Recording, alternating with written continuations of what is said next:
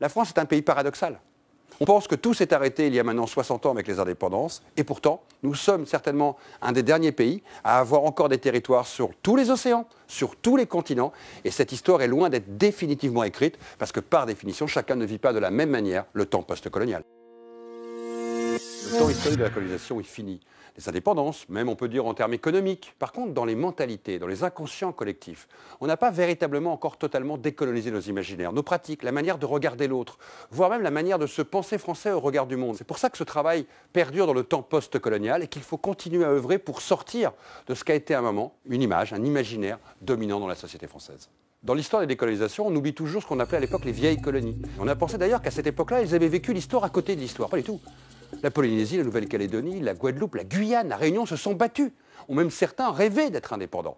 Ça ne s'est pas fait au moment des grandes vagues d'indépendance. Mais cette histoire ne s'est pas arrêtée. Quand on voit le référendum en Nouvelle-Calédonie, quand on voit depuis 20 ou 30 ans les enjeux politiques sur ces territoires, quand on voit qu'aujourd'hui à l'ONU, la Polynésie par exemple est inscrite dans le processus de décolonisation, ça veut dire que l'histoire perdure dans le présent. Il y a encore aujourd'hui des partis politiques qui revendiquent une certaine rupture avec la France. Par exemple en Nouvelle-Calédonie où là la ligne est clairement marquée, une partie de la population souhaite l'indépendance et une partie de la population ne la souhaite pas. Et elle a en plus des origines différentes. Donc c'est très conflictuel. Il faut bien se rendre compte que cette histoire politique n'est pas terminée parce qu'elle pourrait demain, dans de nouvelles configurations économiques, régionales, voire internationales, aboutir à d'autres évolutions.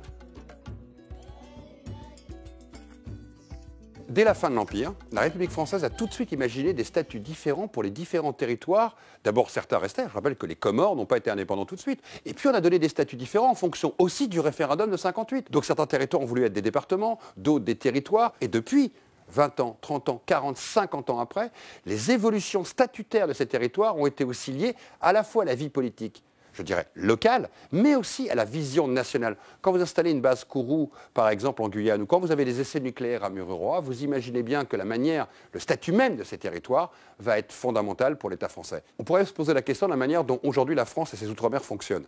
Il y a une équité de droit, il y a une équité devant la loi, ce qui n'a pas été tout de suite le cas quand il y a eu la départementalisation en 1946, par exemple. Il a fallu attendre très longtemps pour avoir l'égalité dans les droits sociaux. Donc on voit déjà que le retard à l'allumage, il a commencé très tôt. Et encore maintenant, il y a des inégalités de fait entre des territoires ultramarins par rapport au niveau de vie, par rapport à la situation politique, par rapport à la présence ou à la possibilité, par exemple, pour un enfant, un jeune, de trouver un emploi sur le territoire. Car souvent, ce sont été des territoires qu'on n'a pas développés en termes économiques. Prenez la Guadeloupe, que je connais très bien, par exemple, comme exemple. Vous avez encore d'énormes problèmes pour avoir une production locale qui permettrait en fait non pas d'importer systématiquement de la métropole, parce que tout se pense encore depuis la métropole par rapport à ces territoires, qui sont des fois à plus de 10 000 km de la France hexagonale. C'est donc très complexe et on n'est pas encore arrivé à trouver un système d'équité qui fait qu'un Français de Guadeloupe, un Français de Nouméa, un Français de Polynésie et un Français du Cantal ou de la Bretagne, d'une certaine manière, ont les mêmes chances, les mêmes avantages, les mêmes inconvénients et vivent dans la même société. 60 ans après les indépendances, on peut encore estimer que la France a encore des intérêts, comme on dit en Afrique.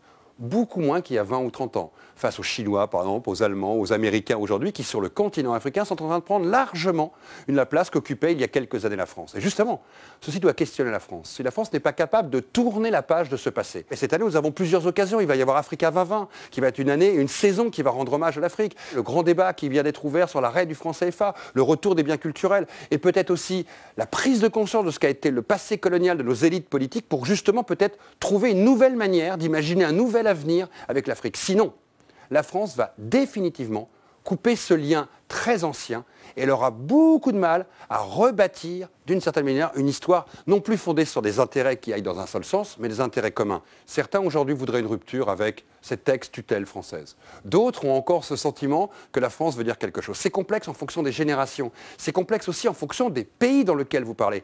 Par définition, l'Afrique n'existe pas. Il y a des Afriques, il y a des pays différents, il y a chaque pays, chaque nation a sa propre identité. C'est comme si on voulait imaginer que l'Europe pense de la même manière. On sait bien qu'un Allemand, un Portugais, un Français ne pensent pas pareil. Par contre, on sait une chose. Quand l'équipe du Sénégal, l'équipe d'Algérie ou l'équipe de France ne passe pas le tour d'une Coupe du Monde, on soutient, nous Français, ou nous Sénégalais, ou nous Algériens, l'équipe de l'autre qui a passé le tour. Ça veut dire qu'on a encore quelque chose au fond de nous qui a écrit cette histoire commune, malgré tous ces traumas et ces difficultés. Être ensemble veut dire quelque chose. Si on veut construire un avenir commun, il va falloir apprendre autrement à penser l'autre.